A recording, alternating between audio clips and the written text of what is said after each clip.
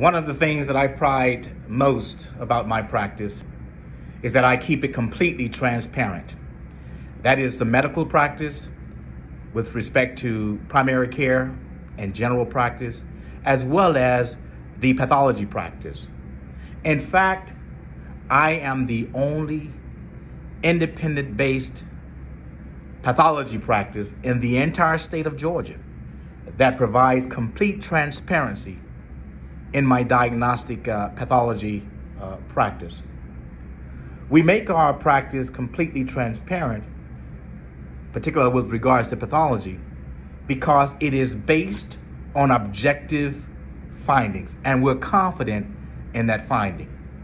So what I want to do today is to show you a case. It's going to be a series of slides that I'm going to present. Here is the example of a pituitary adenoma.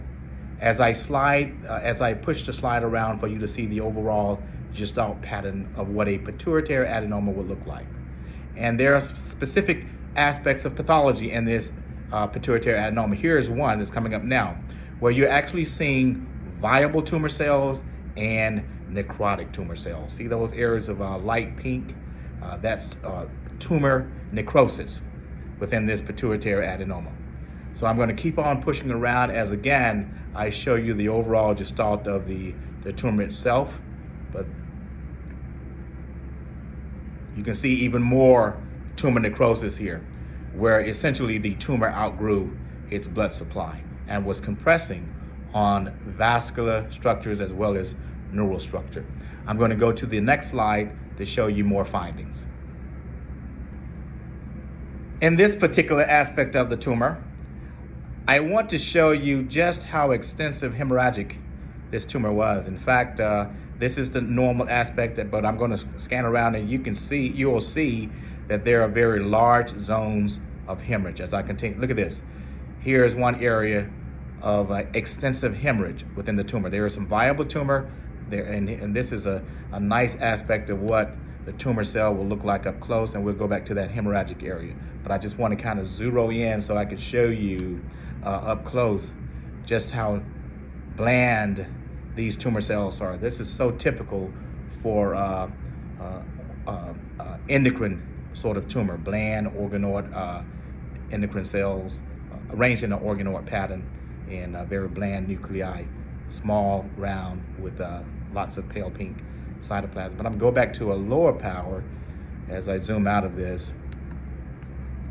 just to show you how extensive hemorrhagic this tumor was. So here you can start seeing some areas of ischemia. That's where the tumor cells are not getting adequate blood supply, and you can actually see this large blood vessels. Actually, this is a area of fibrosis with bone. You can see tumor intimately associated with bone from the sella turcica.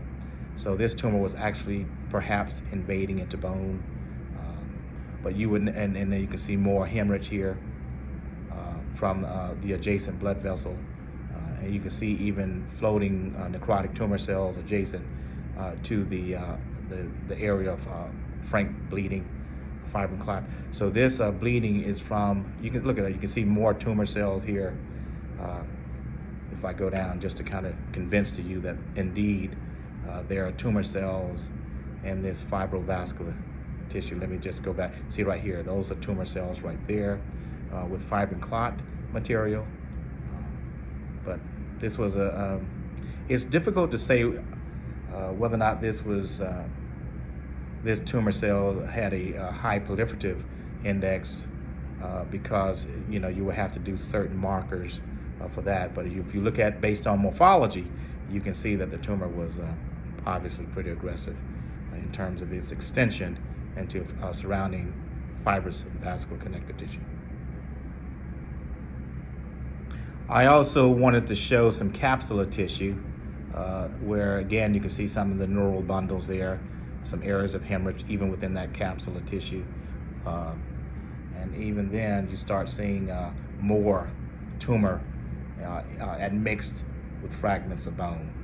So that gives me some suspicion that perhaps this tumor was indeed invading into the bone. even though it looks like a bland appearing tumor cells here, but that's real, where tumor are intimately associated with bone, fibrous ligamentous tissue. Some of this is, you know, obviously epidural tissue as well. Okay. Now here is a section of liver. As I peruse around, you can see that the liver was extensively fatty. That's called fatty liver disease, also known as steatosis or steatohepatitis. And while it was extensive, you can see both microvesicular as well as macrovesicular steatosis. That's where you see that's basically microvesicular steatosis being where you see fat in small clusters, and then you can see the macrovesicular is where you see the larger globules of fatty deposit within the hepatocytes. But you can see that there is no cirrhosis, and if I were to go down if I see one, I'll go down just on one of the portal triads. You can see that there is not much. Here's one here. You don't see that much in the way of inflammation. If I were to go down just to kind of show you this up close of this portal triad. Let me see if I can find it now. It came out of focus here. I know it wasn't that far. There we go. So there's a portal triad, which doesn't show that much in terms of inflammation there. But there were a few mixed inflammatory cells in some of the other portal triad areas. But you can see that this is extensive fatty liver disease. And fatty liver disease, there's another portal triad there. Again, not much in the way of mixed inflammatory cells there, but you can start beginning to see some periportal fibrosis. But there is no bridging fibrosis or cirrhosis here. But I was going to say the fatty change often is related to medication, diet, or a person who drink alcohol. Very rarely you can also see fatty liver disease in some sort of genetic abnormalities. Okay, so I just wanted to kind of show you that. I mean, it's not a lot to see here other than the fatty change, and this one was pretty extensive. As I continue to peruse around, you can see often you begin to see some dysplasia in some of the hepatocytes. So you see those little enlarged hepatocyte nuclei. But other than that, this was far from being the cause of death. This was an interesting finding from obviously bleed in the brain. Okay, so but this was an interesting liver, just to show you here. Again, no cirrhosis, and okay, and again, now here's one portal triad showing a little more inflammation. If I can go down just to show you what those inflammatory cells are. Probably lymphocytes and histiocytes. But let me see if I can keep it in focus here, because I know when in pathology we go in and out of focus. That's just so that we can see the nature of the cells up close. But actually, again, not much in the way of inflammatory cells. If I have to search this much for inflammatory cells, obviously there's no significant increase in inflammatory cells. Okay, so I'm going to stop the video there. If I can just let me go one area over so I can keep it in focus as I just continue the video. Oh, and also, since I don't get a chance to see much in the way of uterine, gynecological pathology as much as I used to, just kind of wanted to show you this benign leiomyoma, or fibroid. And you can see if I peruse around, I just want to kind of give you the nature of seeing the spindly cells, range some of them in bundles and fascicles, but they have this whorled pattern, and you don't see any pleomorphism, don't see any increase in mitosis. So you can. And finally, here's some neural tissue. Just notice how clearly, highly resolute this is a section from the pond. So, and I just want to kind of show you how resolute the cells are. And as I continue to peruse around, you see some nuclei there. But anyway, as I see if I can scan around, I wanted to show you how extensively hemorrhagic this brain tissue really was. and there was evidence of a herniation of the brain.